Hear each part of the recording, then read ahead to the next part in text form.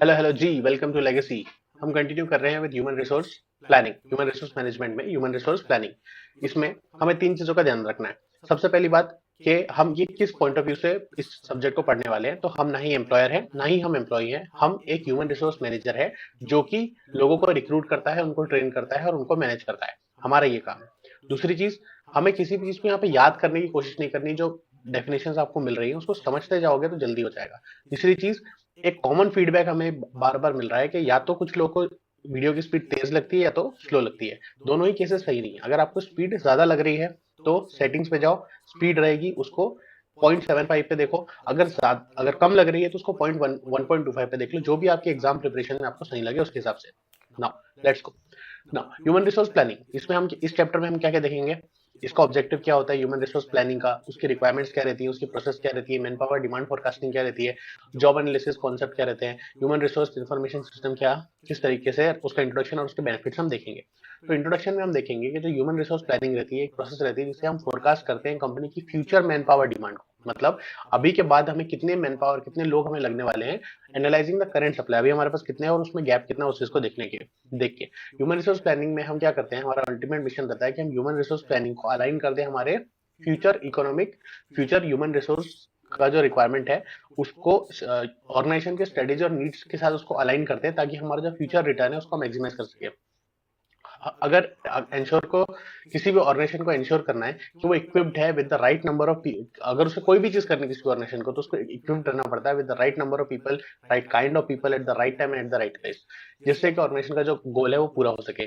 गीशर जी ने हमें ये बताया है कि जो ह्यूमन रिसोर्स प्लानिंग है वो एक ऐसी प्रोसेस है जो इंक्लूड करती है फोरकास्ट करना, मतलब आगे कितनी डिमांड रहेगी, डेवलप करना और कंट्रोल करना, बाय विच जो फर्म है वो इंश्योर करेगी कि सही राइट नंबर ऑफ पीपल, सही नंबर ऑफ लोग, सही तरह के लोग और राइट प्लेस पे सही टाइम पे doing the work for which they are economically most useful, वो आप कर सको। इस यूनिट के ऑब्जेक्टिव्स हमने अभी देखी, ह्यूमन रिसोर्स प्लानिंग, उसके ऑब्जेक्टिव्स, उसके steps, human resource forecasting techniques, job evaluation की प्रोसेस और ह्यूमन रिसोर्स इन्फॉर्मेशन सिस्टम जो बहुत इंपॉर्टेंट होता है, जो करीब करीब हर जगह ही लगता है। तो ह्यूमन रिसोर्स प्लानिंग के हम कुछ ऑब्जेक्टिव्स देखेंगे। Main objective human resource planning का है कि हम जो फ्यूचर डिमांड है मैन पावर की उसे हम डिटरमिन कर सके और जो एग्जिस्टिंग एचआर है वो किस तरह उसको यूटिलाइज कर सके ऑप्टिमली, जिससे कि उसे बेस्ट फिट मिल जाए between the employees and job while avoiding man power shortage and services. मेरे बाल कटे हुए हैं थोड़े से तो अच्छे नहीं लगेंगे, so sorry about that. So further जो ऑब्जेक्टिव है ह्यूमन रिसोर्स प्लानिंग का उसको हम डिस्कस करेंगे। सबसे पहली बात हमें जिससे हम फोरकास्ट कर सकें जो फ्यूचर रिक्वायरमेंट है, हमें लोगों की जो आगे रिक्वायरमेंट आने वाली है वो हमें पता चल जाए, ताकि आगे चल के ना ही ओवर स्टाफिंग हो ना ही अंडर स्टाफिंग हो, क्योंकि दोनों ही अच्छी नहीं होती ऑर्गेनाइजेशन के लिए। फिर रियलाइजिंग द ऑर्गेनाइजेशनल गोल्स, इसमें हम देखते हैं कि एचआर प्लानिंग का मेन काम रहता है ताकि हम एक्यूरेट और ऑप्टिमम नंबर ऑफ एम्प्लॉइज एक पर्टिकुलर गिवन टाइम पे हमें पता चल सके और उनकी क्या स्किल सेट रिक्वायर्ड है जॉब को पूरा करने के लिए वो हमें पता चल सके ऑर्गेनाइजेशन के गोल के हिसाब से। उसके बाद इफेक्टिव मैनेजमेंट ऑफ चेंज, जो ऑर्गेनाइजेशन है वो कांस्टेंट इंटरनल और एक्सटर्नल चेंजेस फेस करती है। इंटरनल चेंजेस कैसे होती है और इसके लिए उसको प्रोएक्टिव रहना पड़ता है। इसके लिए टाइम टू टाइम जो ऑर्गेनाइजेशन है उसको अपने आप को एसेस करते रहना पड़ता है और एचआर प्लान बना के रखना पड़ता है ताकि जो उसके स्ट्रेटेजिक बिजनेस ऑब्जेक्टिव पूरे हो सके। Even during the time of change जो ऑर्गेनाइजेशन है वो सफर नहीं करेगी due to non availability of qualified people. ऐसा ऑर्गेनाइजेशन को इंश्योर करके रखना चाहिए, ऐसी तैयारी पहले से रखनी चाहिए कि उसके पास non availability of qualified people ना हो जाए, क्वालिफाइड पीपल उसके पास हमेशा हमेशा ही रहने चाहिए। फिर effective utilisation of human resources, जो एचआर है वो असेस करता है जो करंट ह्यूमन रिसोर्स की कैपेसिटी है, जो हमारे पास अभी लोग हैं उनकी skill training qualification against the capacity जो ऑर्गेनाइजेशन के गोल को पूरा करने के लिए जरूरी है। अगर आपको एक्सेल काम आता है लेकिन आपको टैली और एक्सेल दोनों काम आना चाहिए, तो दोनों चीजें आपके पास होनी चाहिए। Keeping the inventory of existing person, inventory का मतलब ये गुड्स गुड्स नहीं है, ये लोग हैं, लेकिन हमें हमारे पास इन्वेंट्री ऐसे लोगों की रखनी चाहिए ताकि अगर कोई बड़ा काम आ जाए, हम एक्सपांड करने जाए तो उनको हम यूज कर सके। अगर ये जो गैप होता है हमारे पास उनकी इन्वेंट्री का वो अगर पूरा नहीं होता है तो फिर हम जो बाहर से लोग हैं उनको ला सकते हैं काम करने के लिए। फिर दूसरा ऑब्जेक्टिव रहता है कि हम प्रमोट कर सकते हैं एम्प्लॉयज को। जो एचआर है वो की जो प्लानिंग रहती है उसमें हम डेटा मेंटेन करके रखते हैं, जिससे कि हम जो हर एक एम्प्लॉय का परफॉर्मेंस है उसको असेस करते हैं और इसके हिसाब से उनको प्रमोशन दिया जाता है। हम प्रमोशन एक रेगुलर बना देता है एचआर, कंटिन्यूसली प्रमोशन देता है ताकि जो कॉम्पिटेंट एम्प्लॉइज है उन्हें जस्टिफाइबल बेसिस पर, अच्छे बेसिस पर उन्हें कंटिन्यूसली प्रमोशन दिया जा सके ताकि वो मोटिवेटेड रह सके और काम करने के लिए। रिक्वायरमेंट्स क्या है of an effective human resource planning, कुछ फॉलोइंग कंडीशंस है जो कि फुलफिल करनी पड़ती है successful development of and execution of HR planning के लिए। सबसे पहली बात आपको अंडरस्टैंडिंग रहनी चाहिए क्लियरली ऑफ द ऑब्जेक्टिव्स। ये बहुत क्रिटिकल रहती है दूसरे फंक्शंस जो एचआर प्लानिंग होती है, जो एचआर का काम रहता है, ह्यूमन रिसोर्सेज जो रहती है, ये बहुत क्रिटिकल रहती है और अदर फंक्शंस। तो आपके पास ऑब्जेक्टिव की क्लियर अंडरस्टैंडिंग रहनी चाहिए। उसके बाद कम्युनिकेशन, जो एक एचआर मैनेजर है और एक लाइन मैनेजर है, मतलब जो अपना एक दूसरा डिपार्टमेंट का हेड है, उसके बीच में एब्सोल्यूट कम्युनिकेशन, अच्छा हार्मोनियस रिलेशनशिप होना बहुत जरूरी, नहीं तो काम नहीं हो पाएगा। फिर अलाइनमेंट, जो एचआर प्लान है वो जो फर्म का मिशन, विजन, स्ट्रेटेजिक गोल्स है उससे अलाइन करना चाहिए। वो ऐसा नहीं होना चाहिए कि भाई हम तो लोगों को एम्प्लॉयमेंट देने के लिए काम कर रहे हैं, नहीं। अगर आप आईटी इंडस्ट्री में काम कर रहे हो और आप माइक्रो प्रोसेसर की प्लान डाल रहे हो, तो जिन लोगों को काम आता है आप उनको ही एम्प्लॉय करना है, किसी और को नहीं करना है। टॉप लेवल मैनेजमेंट का सपोर्ट, जो एक्टिव इन्वॉल्वमेंट और प्रॉपर गाइडेंस आपको टॉप लेवल से अगर नहीं मिलता है तो आप सही से काम नहीं कर पाते हो। तो जब आप डेटाबेस रहता है जिसमें अप टू डेट और एक्यूरेट रिकॉर्ड्स हर एक एम्प्लॉय के कंप्यूटराइज्ड वे में बना के रखे जाते हैं। एम्प्लॉय का डेमोग्राफिक, उसका करियर प्रोग्रेशन, उसकी स्किल, उसका अप्रेजल, उसका क्वालिफिकेशन, उसका एक्सपीरियंस, उसका परफॉर्मेंस, प्रमोशन, रेटिंग, सब कुछ उसमें रहता है। फिर ह्यूमन रिसोर्स प्लानिंग प्रोसेस वो कैसे होती है? ह्यूमन रिसोर्स प्लानिंग क्या होती है? इसमें जो ऑर्गेनाइजेशन है वो फोरकास्ट करती है कि फ्यूचर में हमें कितने लोग लगेंगे, कंसिडरिंग कि अभी हमारे पास कितने लोग हैं और हमें और कितने लोग लग सकते हैं। ये कंसिडरेशन इम्पेंडिंग इन चीज को कंसिडर करके कि अभी कितने लोग रिटायरमेंट होंगे, कितने लोग ट्रांजिशन कर जाएंगे, और इसमें जो गैप है उसको फुलफिल करने के लिए और कितने लोग लगेंगे, ये सारी चीजें ह्यूमन रिसोर्स प्लानिंग के अंदर आती है। Human resource planning usually consist करती है कुछ स्टेप्स का। पहली स्टेप होती है forecasting the man power need. हमें क्या क्वांटिटी और क्या क्वालिटी के लोगों की रिक्वायरमेंट है। फिर हम असेस करते हैं कितनी मैन पावर इन्वेंटरी में ऑलरेडी कितने लोग हैं हमारे पास। फिर हम आइडेंटिफाई करते हैं जो उसमें गैप है हमारे पास, और फिर फॉर्मुलेट करते हैं प्लान, जिससे कि हम लोगों को रिक्रूट करेंगे, सेलेक्ट करेंगे, उनकी ट्रेनिंग करेंगे, और कितने लोगों को हमको निकाल देना है जिनका हमें काम नहीं है या जिनके स्किल्स का हमें काम नहीं है। फिर तो सबसे पहली बात होती है forecasting the man power need. हमें किस किस pre determined number of people जिनके पास करेक्ट क्वालिफिकेशन स्किल्स हैं are sets are available for the future, कितने हमारे पास अवेलेबल हैं और उसके कितनों की हमारे पास नीड है। जिससे जितनों की नीड रहेगी उसमें जो अवेलेबल है, जो नहीं है उनको हमको रिक्रूट करना पड़ेगा। ठीक है, this needs to be done to guarantee the availability of human resources, ताकि हमारे स्ट्रेटेजिक ऑब्जेक्टिव्स पूरे हो सके। जब हमें जरूरत पड़ जाए उनकी तब हमारे पास होनी चाहिए, ऐसी हमारे पास गारंटी रहनी चाहिए। ठीक है, ये है इन्हें जो भी हमारी फोरकास्टिंग है, जो लॉन्ग टर्म प्रोजेक्शन है, उसको हम डिवाइड कर देते हैं अलग अलग एक्टिविटीज में, हर एक फंक्शन और डिपार्टमेंट के हिसाब से, और हर एक फंक्शन और डिपार्टमेंट के हिसाब से हमें लोग चाहिए रहते हैं। ऐसे नहीं कि कोई किसी को भी हम एम्प्लॉय कर लेंगे, पर्टिकुलर डिपार्टमेंट पर्टिकुलर फंक्शन के हिसाब से हम लोगों को एम्प्लॉय करते हैं। फिर डिमांड फोरकास्टिंग डिपेंड करती है बहुत सारे अलग अलग फैक्टर्स, इंटरनल और एक्सटर्नल पे। एक्सटर्नल फैक्टर जैसे कि गवर्नमेंट, उसकी इकोनॉमिक पॉलिसी, जो सोशल चेंज हो रहे हैं, कंपटीशन किस तरह का है, और इंटरनल चेंज मतलब हमारा सेल्स कैसा है, हमारा स्ट्रेटेजिक प्लान क्या है, हमारी रिटायरमेट की इम्पेंडिंग चीजें किस तरह। हो सकता है हमारे बहुत सारे लोग रिटायर होने वाले हैं, बहुत सारे लोग रिजाइन कर रहे हैं, बहुत सारे लोग डिससेटिस्फाइड है, तो हमें और लोगों की जरूरत पड़ेगी, तो हमारी इंटरनल चीजों पे भी डिपेंड करता है। फिर assessing the current man power inventory, मतलब जो हमारे पास अभी लोग हैं उनकी क्वांटिटी कैसी है, उनकी क्वालिटी कैसी है, जो हमारे ऑर्गेनाइजेशन के अंदर है। इसको करने के लिए हमें HRIS, human resource information system, अब ये आगे और आएगा, लेकिन बेसिकली हम एक डेटाबेस मेंटेन करके रखते हैं कंप्यूटराइज, जिसमें सारी इंफॉर्मेशन रहती है, उसको हम यूज करते हैं ताकि हमें पता चल सके कि हमारे जो अभी के एम्प्लॉइज है उनका उनका जेंडर क्या है, उनका क्वालिफिकेशन क्या है, उनका पास्ट एक्सपीरियंस क्या है, और इन सारी चीजों को हम टाइमली अपडेट करते रहते हैं। ठीक है, और in order to oversee and establish the absenteeism, उनका टर्नओवर, वो कितने टाइम एब्सेंट रहते हैं, वो कितने लोग छोड़ के चले गए, कितने लोग ऐसे हैं जो छोड़ रहे हैं, रिजाइन कर रहे हैं, कितने लोग, क्या हिस्टोरिकल ट्रेंड्स है उनका, उन सबको हम रिकॉर्ड एनालाइज करते हैं, और हमें इस तरह से हमें पता चलता है कि कितनी वैकेंसी रहेगी और कितने नए एम्प्लॉइज हमारे पास ऑलरेडी हैं, और कितने जो हमारे पास इंटरनली अवेलेबल नहीं है उनको हमें बाहर से लेना पड़ेगा, मतलब हमें यूनिवर्सिटीज, कंसल्टेंट्स और कॉम्पिटिटर्स से उठाने पड़ेंगे। ये हमें इससे पता चलता है। फिर हम आइडेंटिफाई करेंगे मैन पावर गैप को, मतलब हमारे पास कितनी रिक्वायरमेंट है और हमारे पास कितने बचे हैं। अब हमें गैप पता चल गया तो उसको हमें अब प्लान बना के उनको रिक्रूट करने की कोशिश करनी पड़ेगी। ये करने का मेन ऑब्जेक्टिव ये रहता है कि जो गैप है इसकी वजह से गलती से ओवर स्टाफिंग ना हो जाए या अंडर स्टाफिंग ना हो जाए, जितने लोग चाहिए उतने ही हम रिक्रूट करें। फिर formulating the man power plan, जो हमने ये सारी चीजें करी उसको हम नेसेसरी चेंजेस में और एक कॉन्क्रीट HR प्लान बना लेंगे, जो हमारे which will be supported by the strategies. तो इसमें Below are some of the plans and strategies which are implemented to achieve the goals. Recruitment and selection plans. जो recruitment और selection है, it is the process of hiring the right number and type of people at the right place at the right time. मतलब recruitment selection में हम सही number, सही type के लोग सही जगह पे सही वक्त पे लाने की कोशिश करते हैं। फिर डिप्लॉयमेंट एंड ट्रेनिंग, यहाँ पे हम क्या करते हैं कि जो चेंजिंग टेक्नोलॉजीज है, जो नई नई स्किल्स होती हैं और अगर कोई बंदा डिसकंटिन्यू कर रहा है किसी एक पर्टिकुलर डिपार्टमेंट से, तो हम उसको उस डिपार्टमेंट से निकाल के किसी और डिपार्टमेंट डाल देंगे ताकि वो फर्म का साथ ना छोड़े, कहीं और कंट्रीब्यूट करता रहे। फिर अल्टरनेट टू हायरिंग, इसमें हम क्या कंसिडर करते हैं कि मान लीजिए हमें किसी को हायर नहीं कर रहा है, तो जो बंदा रिटायर हो रहा है हम बोल देते हैं कि भाई आपका रिटायरमेंट का टाइम एक्सटेंड कर दिया, आप 3 साल हमारे साथ और काम कर लीजिए, आप ओवर टाइम काम कर लीजिए, हम आपको रीहायर कर लेंगे, आप चले गए थे आपने छोड़ दिया था लेकिन हम आपको रीहायर कर लेंगे, मतलब हमको हायरिंग ना करनी पड़े, जो इंसान सीखा हुआ है उसको हम हायर करने की कोशिश करते हैं। फिर रिटेंशन प्लान का मतलब क्या होता है कि हम एम्प्लॉय को हमारे पास ही रखें, वो कंप्यूटर के पास ना चला जाए, इसके लिए हम उसकी वेजेस बढ़ा देंगे, उसको अच्छी करियर अपॉर्चुनिटीज देंगे, इंप्रूव करेंगे वर्किंग कंडीशन को, अवॉइड करेंगे हायरिंग अनस्टेबल रिक्रूट्स।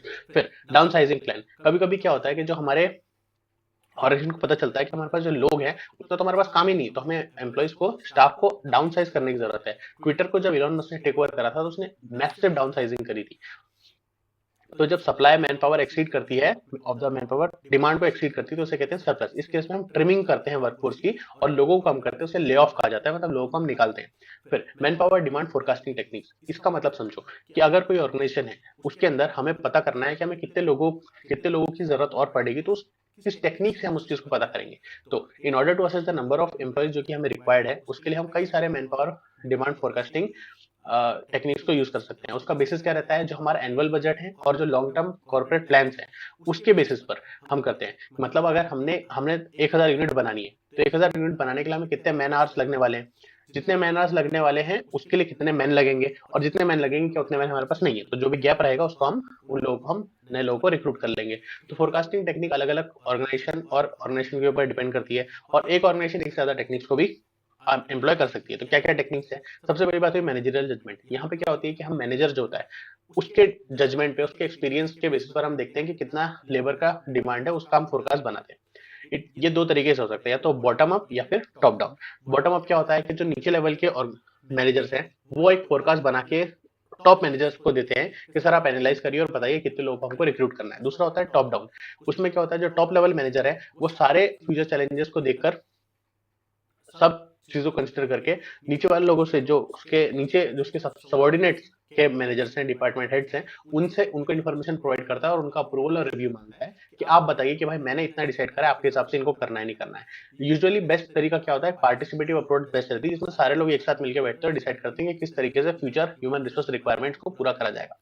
दूसरा होता है रेशियो ट्रेंड एनालिसिस। इसमें हम क्या देखते हैं कि जो फोरकास्ट होती है ह्यूमन रिसोर्स डिमांड का, उसको हम किस तरह करते हैं on the basis of ratio. कौन सा रेशियो, प्रोडक्शन लेवल और नंबर ऑफ एम्प्लॉइज जो कि रिक्वायर्ड है एक प्रोडक्शन लेवल को अचीव करने के लिए पास्ट में। देखो सारी टेक्निक्स इसके बाद की जो है आपको कंफ्यूज करेंगी, शांति से सुनना। यहाँ पे क्या हो रहा है कि जो पास्ट में एक पर्टिकुलर प्रोडक्शन लेवल को अचीव करने के लिए हमको नंबर लगे थे उस रेशियो में हम कर लेंगे। मतलब अगर हमें अगले साल 1,40,000 यूनिट बनाने हैं और हमने देखा कि भाई 1:200 हमारा रेशियो था पिछले साल में, मतलब एक एम्प्लॉय एक साल में 200 यूनिट्स बनाता है, तो उसके हिसाब से मुझे इस साल कितने एम्प्लॉय लगेंगे, 1,40,000 यूनिट्स हमें बनाने हैं, एक एम्प्लॉय 200 यूनिट बनाता है तो मुझे 700 वर्कर्स की जरूरत पड़ेगी। इस तरह से हम करते हैं पास्ट के बेसिस पर, उस रेशियो के बेसिस पर। फिर रिग्रेशन एनालिसिस क्या होता है, एक स्टैटिस्टिकल रहता है। जो रेशियो ट्रेंड एनालिसिस रहता है वो पास्ट के बेसिस पर रहता है, लेकिन जो रिग्रेशन लाइन रहती है ये एक स्टैटिस्टिकल और मैथमेटिकल टेक्निक रहती है जिससे हम फ्यूचर डिमांड निकालते हैं। एक डायग्राम रहता है, इसका मतलब क्या हुआ कि हम दो चीजें देखते हैं, एक रहता है जो हमारा डिपेंडेंट और एक इंडिपेंडेंट। एक्स एक्सिस पे रहेगा हमारा प्रोडक्शन जो कि रहेगा, और वाई एक्सिस पे रहेगा हमारा नंबर ऑफ वर्कर्स। जैसे जैसे प्रोडक्शन बढ़ेगा वैसे वैसे हम नंबर ऑफ वर्कर्स को बढ़ाते जाएंगे। देखो लाइन ऊपर जाती है, प्रोडक्शन बढ़ रहा है और नंबर ऑफ एम्प्लॉइज भी बढ़ते जा रहे हैं। फिर work study techniques, work study technique में क्या, इसका एक और नाम होता है वर्कलोड एनालिसिस। इसमें हम क्या करते हैं, जो वर्क ये तब होता है जब हम वर्कलोड को इजीली मेजर कर सकते हैं। जो कंपनी पहले कंसीडर करती है उसका प्रोडक्शन बजट कितना है, मतलब मैं कितना प्रोड्यूस करने वाली हूँ, कंपनी ये सोचती है कितने प्रोडक्ट्स में बनाने वाली, उसका वॉल्यूम कितना रहेगा। जो मेरा बजटेड वॉल्यूम है उसको मैं मैन पावर आवर्स में कन्वर्ट कर देता हूँ। फिर उन मैन पावर आवर्स से मैं निकालता हूँ कि मुझे कितने पर यूनिट मैन आवर्स लगने वाले हैं, और उस पर यूनिट मैन आवर्स से मैं निकाल लेता हूँ कितने लोग मुझे लगेंगे। लेकिन इसके लिए मैं प्रोविजन बना के रखता हूँ कि कितने लोग एब्सेंट होंगे, कितने लोग का लेबर टर्नअराउंड होगा और कितना आइडल टाइम रहेगा। बहुत छोटा डिफरेंस अगर आप गौर से समझोगे, हमने पहले भी देखा था, लेकिन पहले ये हमने देखा था मैनेजर के जजमेंट में, वो मैनेजर अपने आप डिसाइड कर रहा था। यहाँ पर हम प्रोडक्शन के हिसाब से डिसाइड कर रहे हैं, फ्यूचर प्रोडक्ट बजटेड प्रोडक्शन के हिसाब से डिसाइड कर रहे हैं कि हमें कितने लोग लगने वाले हैं। मान लो हमने बजटेड प्रोडक्शन हमारा था कि 3 लाख यूनिट हम बनाने वाले हैं, एक बंदा ऑन एवरेज 1 यूनिट 2 घंटे में बनाता है, तो हमें टोटल 3 लाख यूनिट बनाने के लिए 6 लाख घंटे लगेंगे। इस हिसाब से जो लोग हैं, हर एक एम्प्लॉय एक साल में 1500 घंटे काम करता है, तो हमें कितने नंबर ऑफ वर्कर्स लगेंगे? 400 वर्कर्स लगेंगे इस हिसाब से। 6 लाख डिवाइडेड बाय 1500। फिर डेल्फी टेक्निक क्या होती है? डेल्फी टेक्निक ये होती है जिससे कि हम जो ह्यूमन रिसोर्स रिक्वायरमेंट्स है वो हम एक ग्रुप ऑफ एक्सपर्ट्स जो मैनेजर्स हैं उनको हम दे देते हैं, उनसे हम पूछते हैं। तो हमने एक ग्रुप बना लिया एक्सपर्ट्स का, उनको अलग अलग जगह पे बिठा दिया, अलग अलग जगह पे वो है, अब एक दूसरे से कनेक्टेड नहीं है। हर एक एक्सपर्ट से हम उसका इंडिविजुअल जजमेंट पूछेंगे कि भाई आपको क्वेश्चनर दिया, उससे हम इंटरव्यू करेंगे और पूछेंगे कि आपके हिसाब से किस टाइप के लोग, किस क्वांटिटी के लोग हमारे पास होने चाहिए। हम उन सबसे इंफॉर्मेशन कलेक्ट करेंगे और ये फिर हम जो मैनेजर है, जो मैं हूँ ह्यूमन रिसोर्स मैनेजर, उसके पास आएगा और वो दूसरे मैनेजर्स को मैं दे दूंगा। जब सारे मैनेजर्स एक कंसेंसस पे आ जाएंगे कि भाई हाँ ये सही सोल्यूशन है, तब हम उसको इंप्लीमेंट कर देंगे, उतने लोगों को हम एम्प्लॉय कर लेंगे, लेकिन उनको आपस में कोई इंटरेक्शन नहीं रहेगा। मतलब आप समझ रहे हो कि इसमें कितना टाइम लगेगा? ये एक टाइम कंज्यूमिंग और महंगी प्रोसेस है, क्योंकि इतने सारे एक्सपर्ट्स को आपको पैसे भी देने पड़ेंगे। फिर जॉब एनालिसिस कॉन्सेप्ट क्या होता है कि यहाँ पे जो जॉब क्या होती है? जॉब में बहुत सारे टास्क, ड्यूटीज, रिस्पॉन्सिबिलिटीज रहती है जो कि आपको परफॉर्म करना पड़ता है। टास्क क्या होता है? जॉब में बहुत सारे टास्क होते हैं और टास्क होता है इंडिविजुअल पीस ऑफ वर्क या ड्यूटी जो कि आपको करनी पड़ती है, जिसके लिए आप अकाउंटेबल रहते हो। जॉब एनालिसिस क्या होता है कि हम डिटरमिन करते हैं precise characteristic of the job, in depth and detailed examination of the activities to be perform. हमें एग्जैक्टली क्या चीजें करनी है वो हम डिटरमिन करते हैं इन डिटेल, उसे कहते हैं job analysis.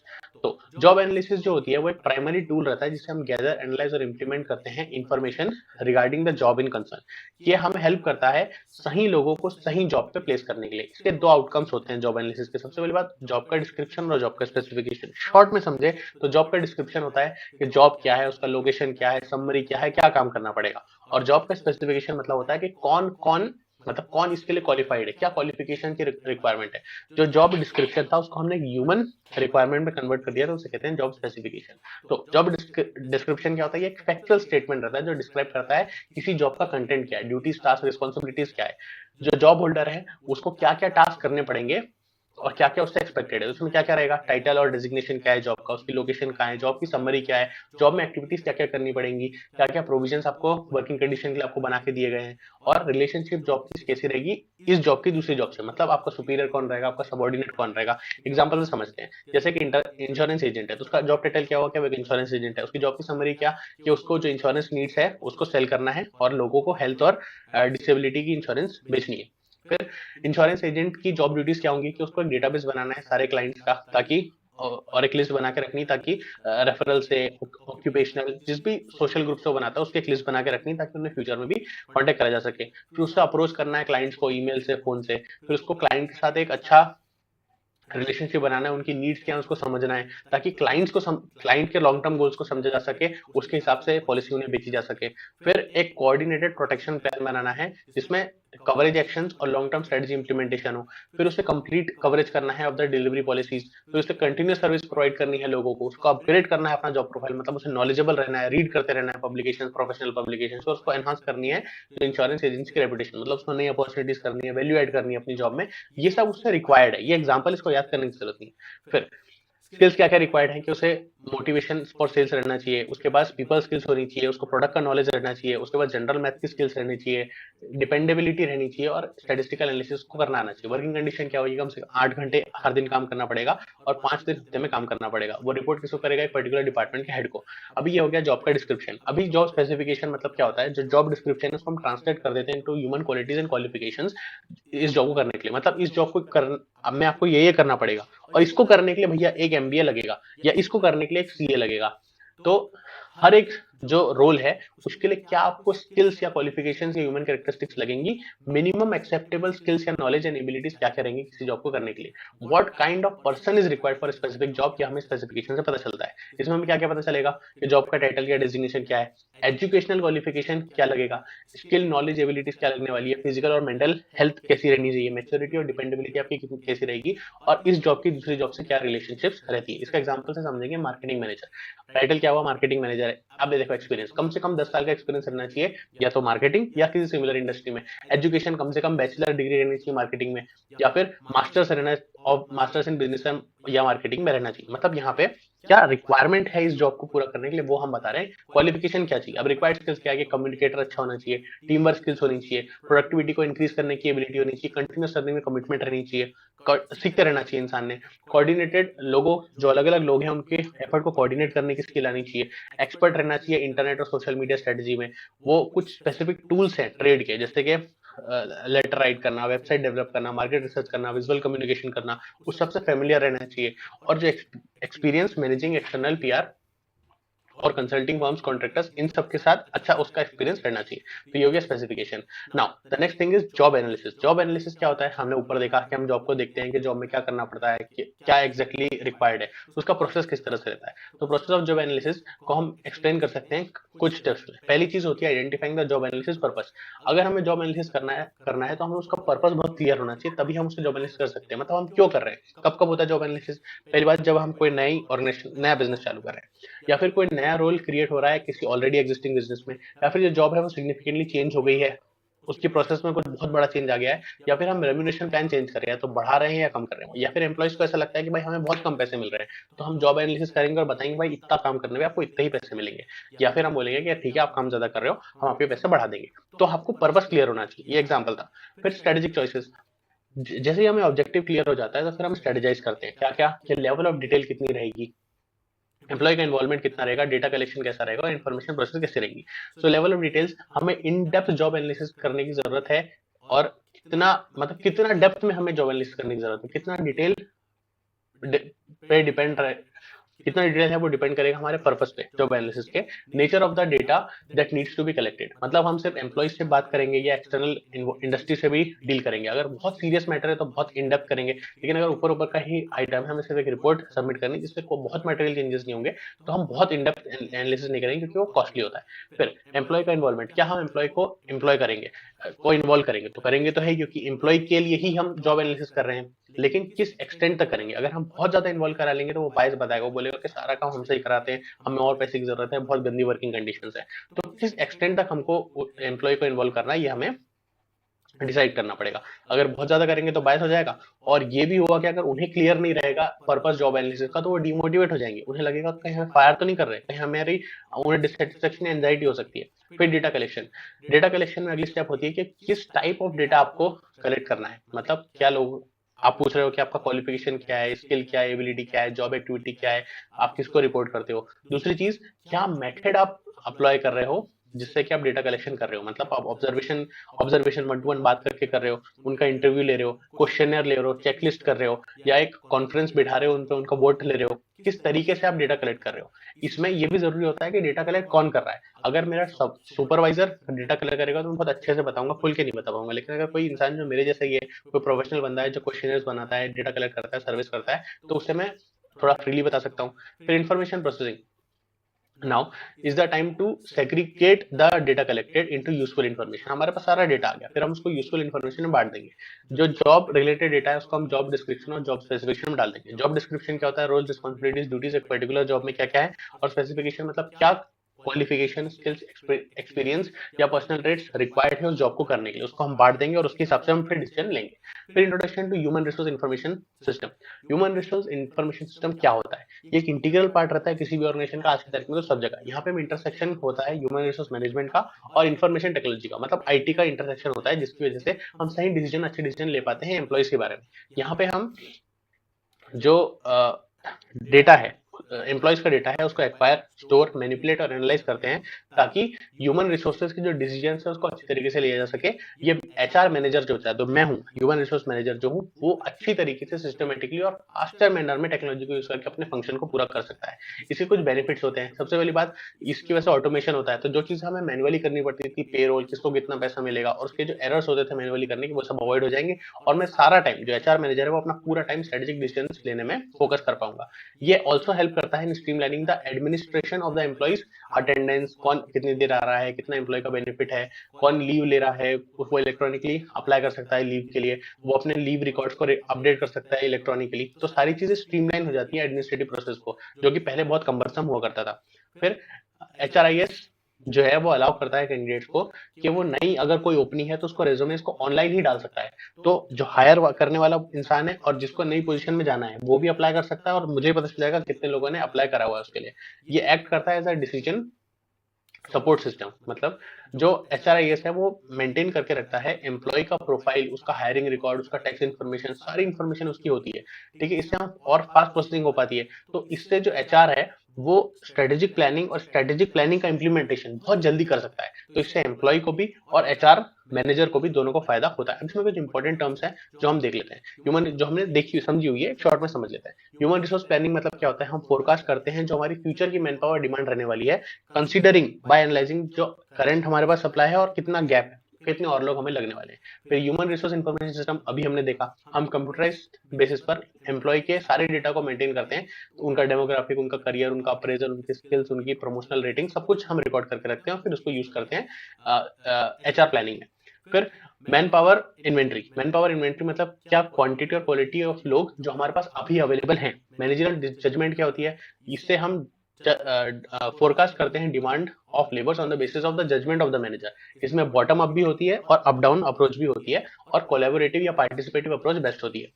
Ratio trend analysis, ratio trend analysis में हमारे पास्ट में एक पर्टिकुलर लेवल ऑफ प्रोडक्शन को पूरा करने के लिए हमें कितने लोग लगे थे, उसके बेसिस पर हम हमारी फ्यूचर की फोरकास्ट को डिटरमिन करते हैं कितने लोग और लगेंगे। रिग्रेशन रेशियो में हम क्या कर देखते हैं कि जो सेल्स वॉल्यूम है और मतलब डिपेंडेंट और इंडिपेंडेंट वेरिएबल के रिलेशनशिप हम देखते हैं। मतलब अगर हमारा वॉल्यूम इतना बढ़ेगा तो एम्प्लॉइज कितने लगेंगे उसके हिसाब से हम देखते हैं।